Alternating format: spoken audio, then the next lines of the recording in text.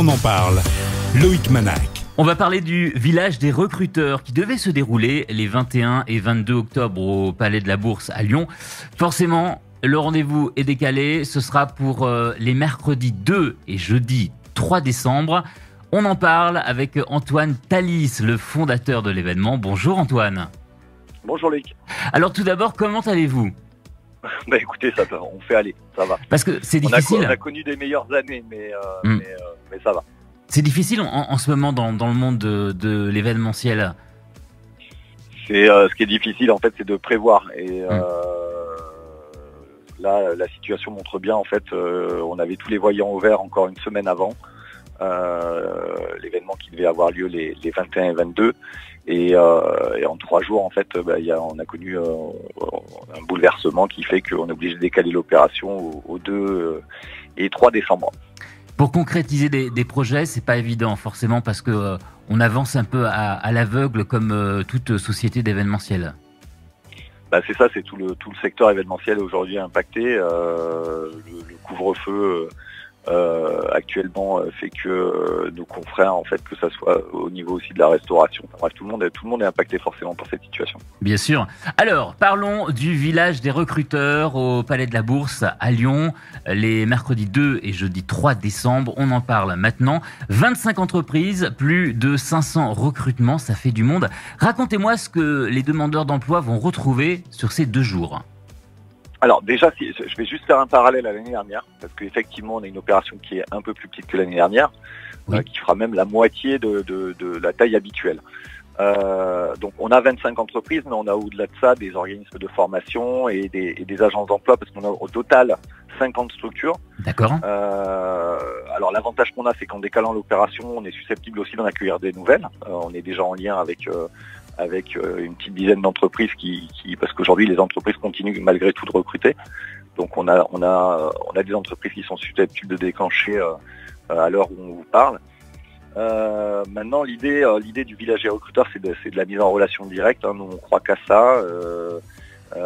L'idée c'est que le candidat qui se présente sur l'opération vienne rencontrer en direct les responsables RH en fait des entreprises présentes. Ils pourront aussi également évidemment retrouver de la formation. Par les temps qui courent, c'est quelque chose qui fonctionne bien aussi parce que les gens profitent aussi de la période du Covid pour former, et puis il y a des budgets qui sont débloqués pour ça. Et puis des agences d'emploi. Nous, l'idée du village des recruteurs, c'est d'avoir un maximum de secteurs représentés. Et à elles seules, les agences d'emploi aujourd'hui, les cabinets de recrutement représentent déjà largement plus en fait que 50 entreprises. Ils ont chacun d'eux minimum 200 ou 300 clients. Donc on a malgré tout une richesse de postes. Je crois qu'on va cette année frôler les 2000. Donc et alors évidemment qu'on a des postes qui sont en commun au niveau des agences et des cabinets de recrutement. Maintenant on reste quand même sur un volume de postes qui est important. Alors justement, qui sera présent sur les stands ? Alors, au niveau des secteurs, on a toujours les secteurs en tension. Je pense notamment à la grande distribution avec le groupe Lidl qui sera là, qui a une 50aine de postes à pourvoir à lui seul. On a le domaine de la banque, de l'assurance. Je pense à la Massif, la Maïf qui seront là aussi. On a tout ce qui est commerce de gros et je pense aussi par exemple à une entreprise comme Métro qui recrute régulièrement, qui recrute en masse en ce moment. Le secteur des transports, notamment avec la SNCF, ou le transport Mousset, qui est aussi un joli groupe. On a le secteur des agences d'emploi avec notamment des belles structures. On a notamment toutes les majors. Alors je pense à Adecco, Manpower, Randstad, qui seront présents, et qui à elles seules pour le coup représentent un gros volume de postes. Donc on reste dans notre promesse en fait d'avoir un maximum de secteurs représentés et aussi bien d'avoir des postes pour les cadres que pour les personnes peu voire pas qualifiées. Et là on est plutôt content. Alors justement, lors de ces 2 jours de rendez-vous, vous allez privilégier l'entretien avec les personnes qui vont venir vous voir. Comment ça se déroule pour un demandeur d'emploi ? On vient comme ça avec un CV Quels sont les conseils que vous pourriez donner à la personne qui va venir vous voir ? Alors, On aurait été sur une année normale, je vous dirais, venez avec votre CV et vous pouvez même improviser, il n'y a pas de problème. Cette année, j'aurais tendance à mettre un bémol, dans le sens où déjà, pour gagner du temps, vu que il y a des gestes à respecter pour pouvoir rentrer, notamment je pense à la désinfection, ça veut dire qu'il y aura peut-être un petit peu la queue. Donc pour gagner du temps, les personnes sont invitées à se préinscrire sur le site. Ça ne veut pas dire qu'elles ne peuvent pas se présenter directement le jour J, mais en tout cas elles gagneront un temps précieux pour pouvoir rentrer. Après, il y a évidemment l'aspect préparation. On ne va pas à un entretien d'embauche ou un entretien de pré-recrutement sans se préparer un minimum.